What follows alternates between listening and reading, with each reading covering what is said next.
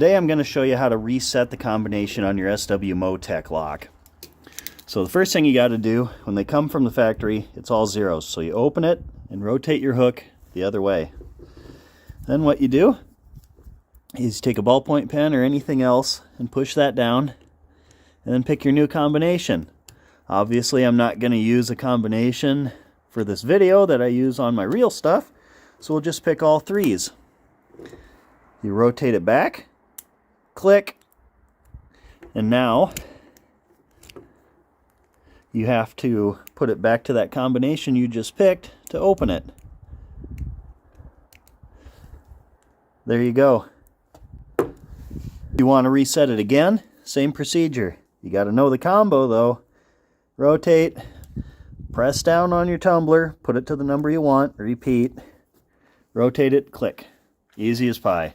Don't forget to do all the things to make the YouTube algorithm happy, like, subscribe, like the video. If you're a really wonderful person, consider supporting the channel. Thanks for watching.